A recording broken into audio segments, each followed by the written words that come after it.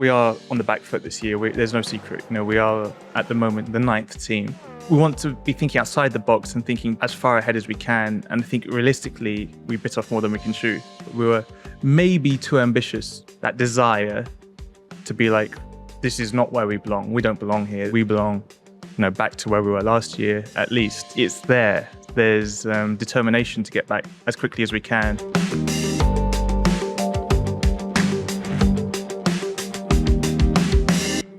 Welcome everyone to this week's F1 Beyond the Grid, and I'm delighted to say we have Alex Albon joining us. Alex, great to have you on the show again. How are you?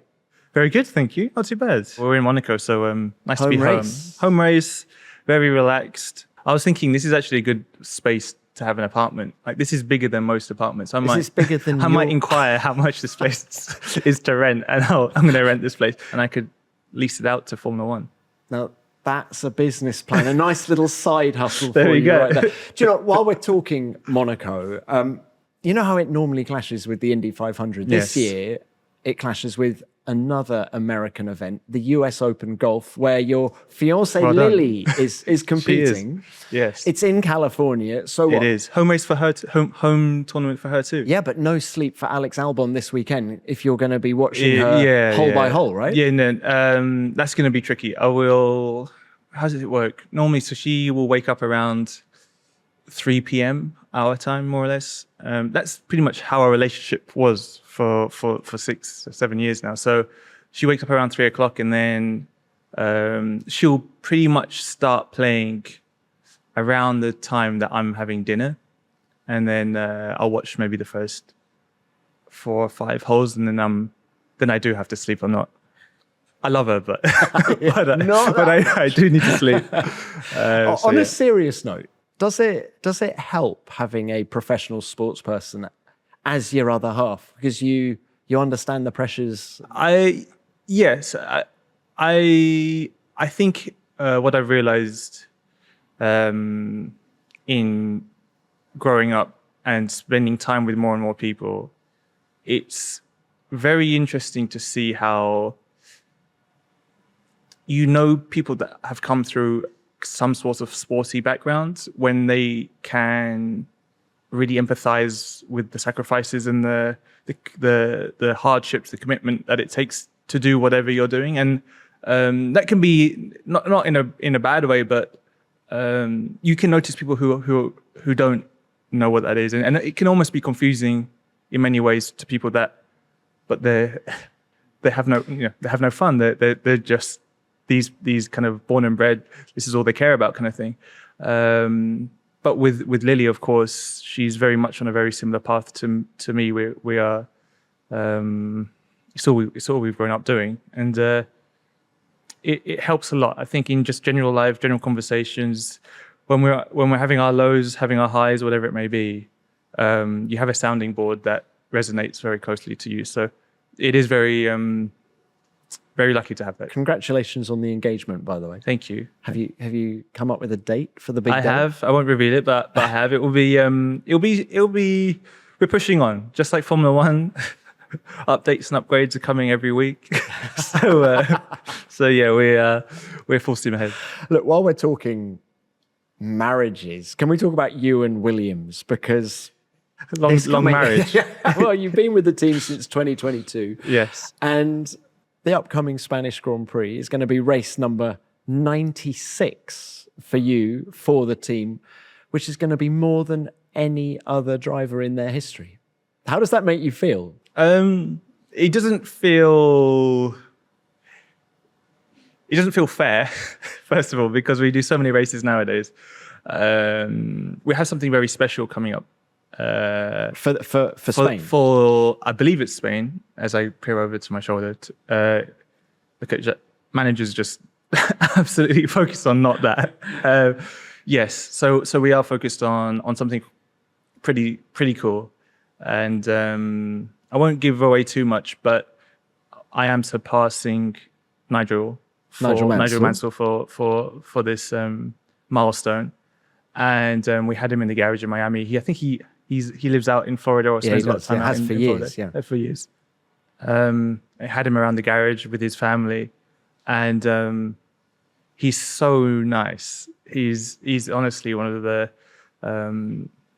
kindest. He really appreciated just us spending time with him, Carlos and me, to be fair.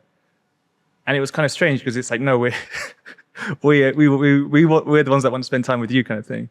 But he was very excited. We got his kids in the car and his grandkids in the car, and it was very cool, very cool. I can guess what you're going to do in Spain. You're going to grow a moustache, aren't you? yeah.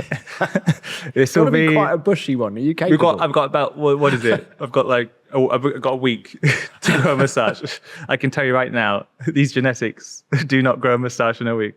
But I tell you what this does show, Alex. It does show longevity and commitment.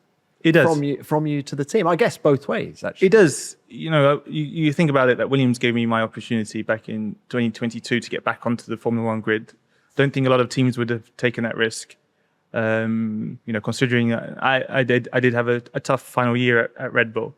And then throughout these, how many years is that now? I should know, but 5 years. You've just been able to align. Obviously, every year we've grown as a team. We've got better and better. Clearly, this year's been a bit more of a struggle. But being honest with you, I really do enjoy, racing for this team. The board members involved in Dorilton and everyone over in the States and the UK. It's a very friendly place and very personable people. And I really enjoyed their time. Do you think you are now the archetypal Williams driver? I think I'm most probably part of the transition of us going forwards in terms of, I spent 1 year without JV. So it was back then it was Yost, Capito, and we were just starting this turnover. I think that's really when, Dorilton we're investing heavily within Williams, and each year we've gone through, you see the factory now, you see all the buildings and the technology coming through, the machines, whatever it may be. You see all the personnel coming through. We've increased size massively since when I first joined. It is really, really impressive. How different is the atmosphere at Williams now compared to 22? Do you feel there's an inner confidence now that there wasn't there? Yeah, I remember distinctively my first couple of weeks visiting the factory in 2022, and there were so many things where it was like, you came from a time at Red Bull where there was clearly a very winning mentality going on, and then when you go to Williams, it wasn't the people within the factory that you felt were weren't good enough. It was purely the culture, the confidence within the team that was almost like they had a very tough few years, and each year I think at that point they were going backwards, and there was that it's that feeling just like any single human would feel if they were feeling like they were going backwards. It was just a bit of a grind, and the team that I see now, it's this feeling of. What's funny is, we are on the back foot this year. There's no secret. We are at the moment the 9th team, but we've been the 9th team in 2022, 2023. But that desire to be like, this is not where we belong. We don't belong here. We belong, back to where we were last year at least. This kind of P5 in the Constructors' Championship is there. There's determination to get back as quickly as we can, and that's a completely different mindset if you think about it to what it was like when I was first. But do you understand why you're where you are now? As in why we're on the back foot this year? Yeah, I do. And if you actually look at it, I think we're in this position more for completely different reasons than we were a few years ago. We're in this position more because we were taking a lot of risks, trying to be, we want to be thinking outside the box and thinking as far ahead as we can. And I think realistically, what ended up happening were we bit off more than we can chew. And so There were some areas within the factory, within the team that we didn't foresee, and we created bottlenecks, procedural things that just, especially when you change your regulation and there's so much to do, it was a lot easier before when we were just refining the car and just making a car faster and faster. This was a lot more, deep into development phases. We were late. We pushed things right as late as we could, and that just put us to where we are. So it's not for the same reasons of we're just slow. It was actually more the opposite of we were maybe too ambitious. Alex, given everything you've just said and the recruitment drive that the team is on at the moment, there's a recent signing that I think sounds really significant, and that's Piers Thin, who was in charge of the factory at McLaren. He won the most recent Constructors' Championship in Formula One, and he's now joining Williams in a couple of months' time. That strikes me as quite a big shout from Williams, given the reasons you've just stated for the problems this year. It is. If you strip everything away and you just look at what do the top 4 teams do better than everyone else, their turnover speeds, the fact that they're bringing upgrades almost every race, even if it's a small upgrade, how quickly they can convert CFD and wind tunnel production into physical parts.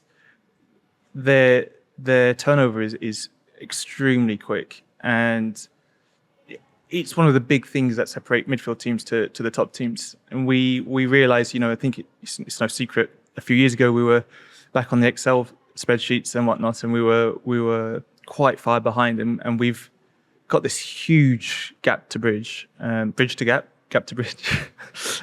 So we'll do both. And that's one of the areas that we've noticed consistently, and kind of touching on a new regulation change. That's one of the areas where we saw ourselves most exposed. So right. And what about extricating yourselves from the hole at the start of the year? We all know that the car was overweight. I mean, overweight in itself is a function of being late. It's being slow, because one of the quickest things to gain back time and get back on target is to not crash test, to not refine, to just get parts in the car as quickly as you can, and miss out that weight saving opportunity phase of the car build. So it all kind of leads a lot of it to efficiency. But how much can you recover this year, given the processes that you now have back in Grove? I'm fairly confident we can get back on weight by, don't want to say when, but I think we've got a clear plan. You could imagine that it's at one of the very top priority lists of the car. And if you're on the weight limit, is the performance there? Is P5 in the Constructors' Championship still doable?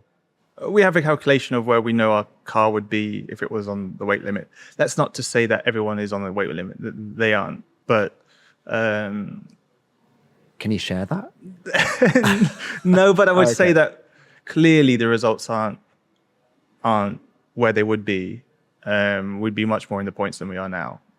The good thing is you've seen maybe the last few races an uptick in performance from the team, and there are some upgrades happening on the car, but a lot of that is the weight getting stripped out. So yeah. And how much of a setback was the groundhog moment that you had in Montreal? Because it actually cost a lot of money, the amount of damage that was done. That was an engine, gearbox. I've heard like $1 million being floated around. Yeah. That in the budget cap era, that's budget cap huge. area is maybe quite overlooked in terms of didn't matter too much if you banged a wheel or two, lost a front wing or two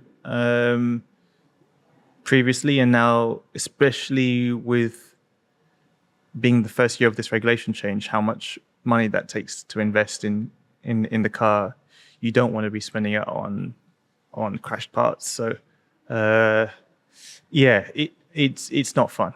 I don't think the insurance covers groundhogs. So yeah. This episode is sponsored by Saily. I think one of the most satisfying feelings before any trip is knowing you've already sorted all the boring stuff before you leave home. Passport packed, Boarding pass downloaded, hotel booked. Because once you land somewhere, the last thing you want is another problem to solve, like figuring out how you're going to get online. And that's why I use Saily. Saily is an eSIM app from the creators of NordVPN that gives you affordable mobile data in over 200 destinations.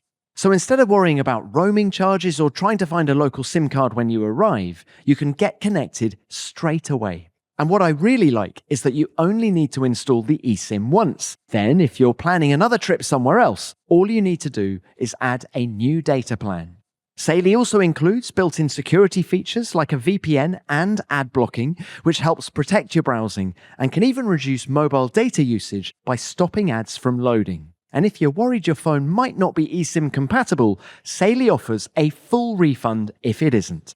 Plus, if you travel frequently, they also offer the Saily Ultra plan, which includes extra perks like airport lounge access, fast-track services, and priority support. So download the Saily app in your app store, use the code GRID at checkout to get 15% off your first purchase. We've discussed the team and how it's getting back on track. Let's discuss you now, Alex. The driver silly season is up and running. We've just had Charles Leclerc announcing a new contract at Ferrari. Where are you at with Williams? Do you want to stay? I mean, James Vowles has said he wants you and Carlos for the future. Are you on the same page? I would love to stay. I think that for me, I've been a part of this journey before JB, in fact. And, I've been here feeling like, maybe it's true or not, but I've been a contribution to part of the success of the team. And I want to see it through. I want to see where we get to. I feel like there's unfinished business where we are. And this year was actually tough in many ways, even just mentally, because you kind of, you're seeing this forwards momentum going through. And now we're slightly having to reset kind of where our trajectory curve is, but in a way, yes, there's areas that we realize, okay, well, this is going to take a couple more years than we would like, let's say. And so you as much as you want to immediately get pen to paper, you do want to see where and how the team evolve. And I think for me, it's 100%. As I said before, I love the board. I love JB. I think the team is in a great place. So I want to see this work. James has said 2030 is when he wants to see Williams challenging for world championships. First of all, do you think that date is doable? Yeah, I would have said, previous to the end of this year, to the previous of last year, my eyes were kind of 28, 29, 28 really. It was kind of like I thought, if we keep going, that's not too long away. I think from this year, it's kind of gone okay. It's most likely more 2030. I think that's realistic. I think one thing about JV is he is honest and he doesn't try to set unrealistic targets. I do think that 2030 is I haven't spoken to him about it, but I believe it's a good number. Yeah. And he has said that you and Carlos is the best driver lineup in Formula One. You're now 18 months into that relationship. How are you rubbing along? Yeah, great. I think we're still in a very similar place to the first weekend we spent together. There's no difference in our openness, and most probably more than anything, we've realized we were very open before in terms of what do we need to do to get this team to go forwards. And then this year, being on that back foot, there's been even more focus. I'd say there's been a huge amount of driver input back to the factory. And just between us trying to understand how to make this car go faster. So I like the way that we have this partnership. I'm not sure it's that common across teams to have two drivers with experience that understand the picture of what the team needs or what team need to get to go forwards. not to say that young drivers are going to just focus on themselves, but it's nice that we can have these weekends, even for example, FP1s, where we can do completely different things across cars to focus on different philosophies and see if things can work out. Neither car really focusing on pure performance, just trying to figure out what the window is of the car and then kind of come back together, right? I could imagine there are a lot of midfield teams that wouldn't do that. Do you think that dynamic would change if you were fighting for podiums and wins? What sort of personality? I think so, yes. Yeah. I think it would. But we're not there yet. So that's a problem to have later on. But and Carlos as a teammate, has he made you a better driver? Do you look at his data, his telemetry, and think, okay? Yes, I do. I'd say that I look at it. I don't. I think he would say the same to me. There's nothing that I see that's, you feel like you cannot do or whatever. I think we kind of look at each other. We bounce off each other. I think he's taken to these new regulations as well. So it's been helpful for me to see his data. What does he do especially well in a racing car? I would say that his strongest asset is actually his feedback and his communication. I think it's actually the out of car work that he does that's very good. I think he speaks well. He has great insight. He has an engineering brain on him. I think that's really important. Are you quite similar? We are similar, for sure. I think that we both attack, or we go into a weekend and prepare for a weekend in a very similar way. Yeah, we are actually. And I think that maybe that's also why we get on well. Yeah. Well, beginning of next year, you'll be starting your 150th Grand Prix. Yeah. It seems quite a lot, doesn't it? I know. I always think of it like I'm 30 now. I turned 30 in, I don't know when it was. I think it was was that before the start of the year? Before Japan? Before Japan. Between China and Japan, apparently. And your fourth decade. Wow. Yeah. But 30 is crazy. Yeah. Because I think I'm way over the average age now. Yeah, you're an old boy now. God. Although Jackie Stewart would tell you are absolutely at your prime at 30 as a racing driver. And actually JV says the same thing. But I'm glad Checo and Valtteri joined the grid to get that average age up a bit. Yeah. Lewis, otherwise, stay around a bit longer. Yeah, otherwise it would have Fernando, we need you. Yeah. Everyone stay. It's helped my ego. Can we explore how you've changed over your 8 years in Formula One? Yeah, as a driver, as a person? I think there's if I split it between the two, so if I go just purely driver, I think that pure technique-wise, my call it default, my driver default is the same. So I drive the same way. I have the same technique, same style. Are you faster now? I've noticed my weaknesses more. So I know the corners that I need to work on. There's obviously a consistent pattern that you kind of go through. I know the tires much better. I know how to manage the tires in a race much better. I know when to push. I think that's the biggest difference between when you start to where I am now, is that balance of saving, and then when you start picking up that pace and start going for it. On a technical level, I understand the cars better clearly, and I pretty much know how to. I know all the things we can do to the car. And then in terms of a personable level, I'd say there's still the racing side, which is mostly the area that I think I've become better at, is being that team person, that point of contact of moving the team or explaining to the team what I needed from them, from the car.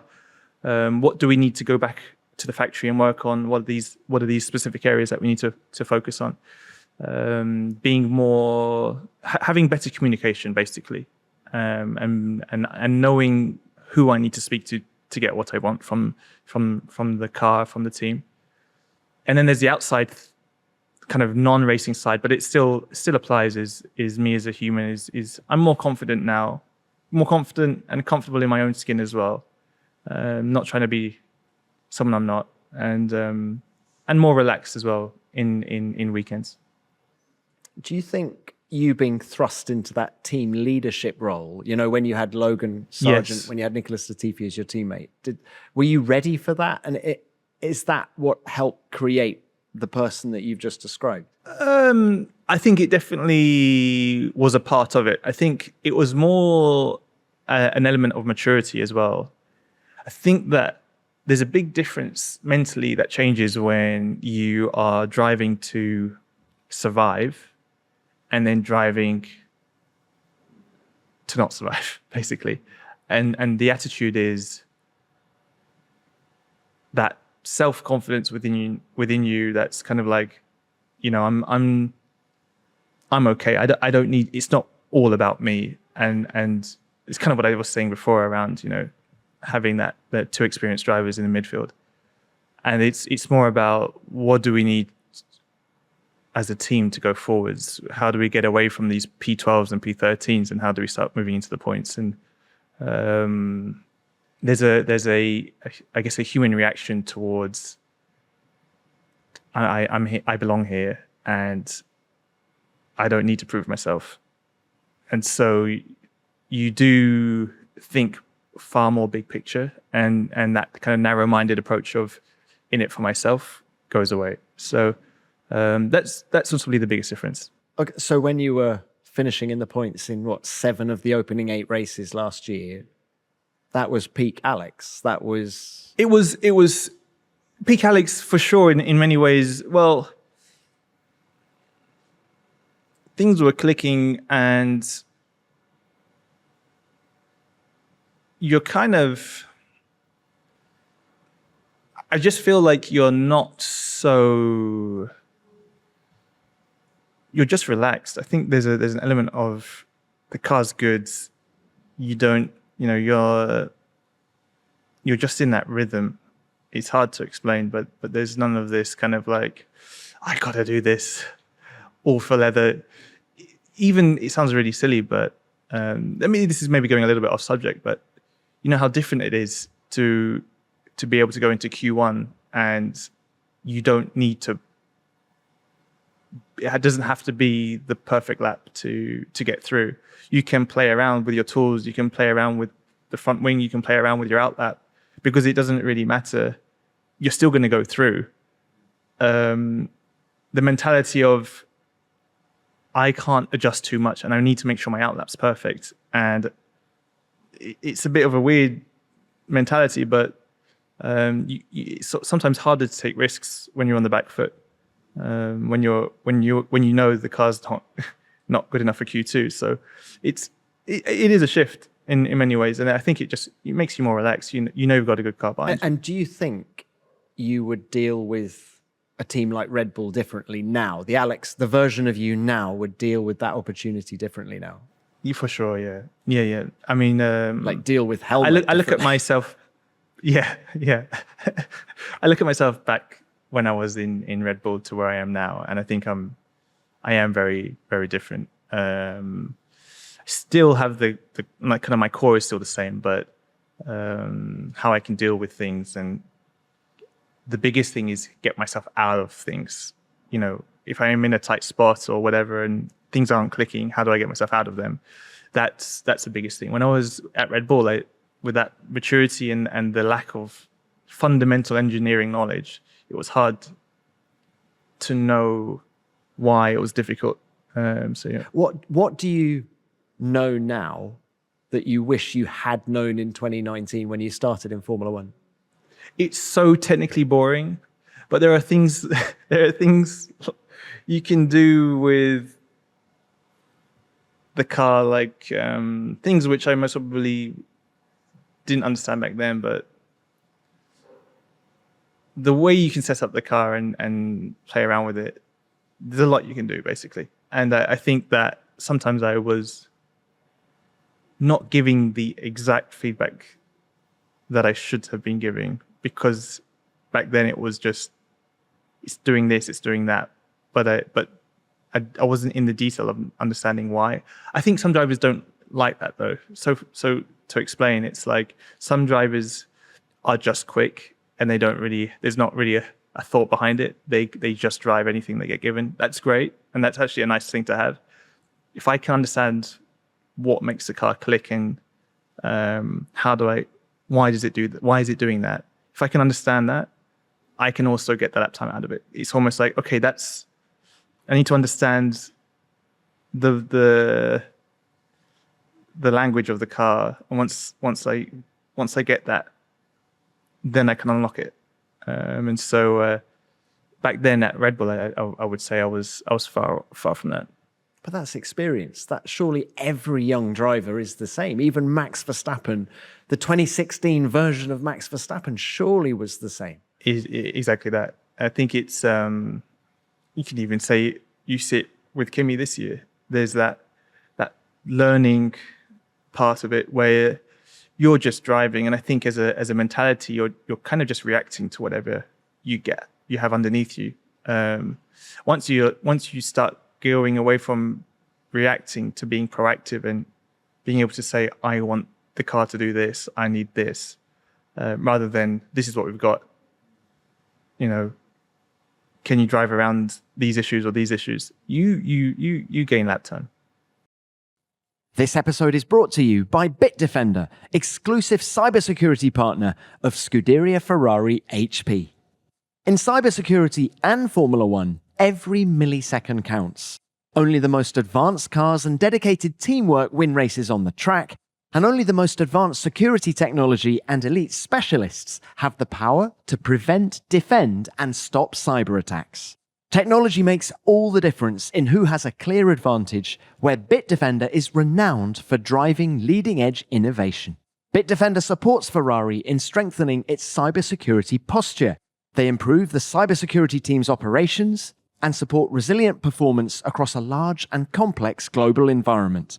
It's a partnership built on trust, a shared confidence in the technology, the expertise, and the ability to respond effectively as the threat landscape evolves. So join the millions of consumers and businesses that trust Bitdefender to protect their digital worlds. Visit bitdefender.com to learn more about how Bitdefender supports Ferrari through cybersecurity built on trust, and how you can make your digital life safer. I think there are 3 phases to an F1 driver, just from years of observing. One is the reacting phase that you talk about. When you first come in, you just come in and do it. And you're often very successful at that because you don't overthink it.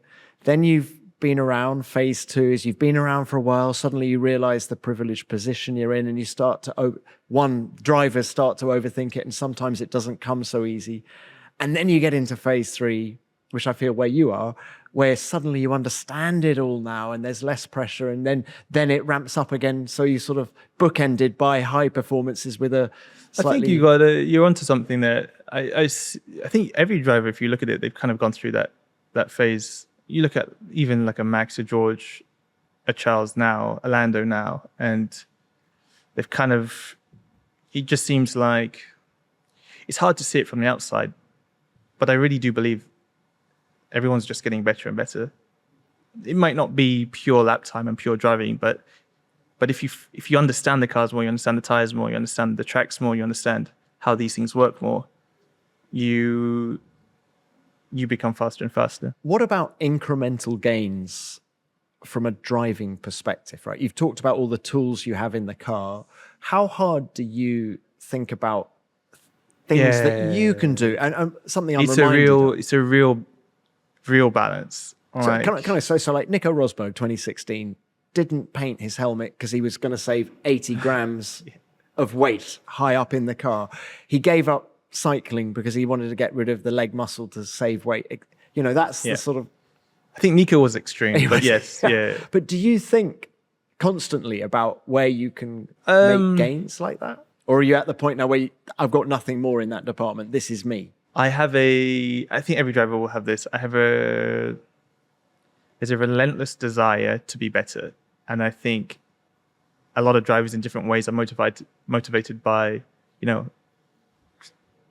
multiple ways. I think I saw Jensen, you did a podcast with Jensen and talking about, I think every driver has a level of insecurity that drives them forward, that because you don't feel like are you the best? Can you be the best? I'll do everything to be the best.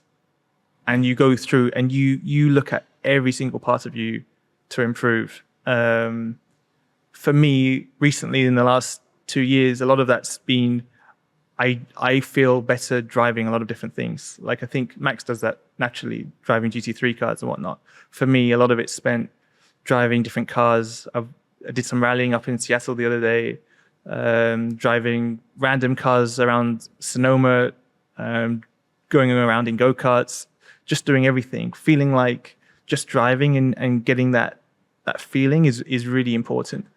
The other side of it, though, is kind of with balance, because it really is balance, is overthinking the sport and just driving. Like I think a lot of it is there's all these things you can focus on and do to try to improve. But then once you get to the racetrack itself, you need to disconnect and just kind of be in that quietness and just, this is it now. You've done all that prep work. You've done all the whatever you feel like you need to do.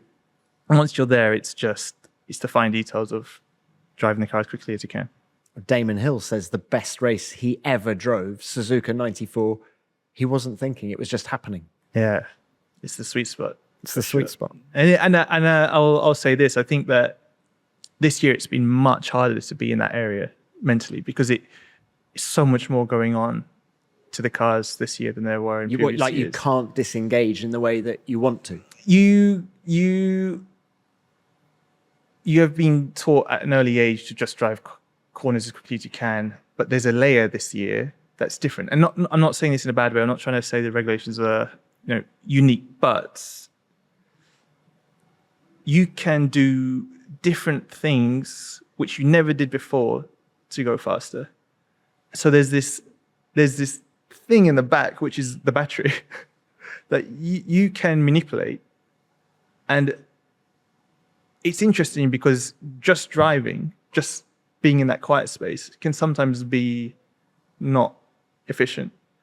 And so for me, especially, a lot of work in a simulator is spent driving to try to make that bit feel quiet so that it's not dominating your thoughts as you're going around the lap.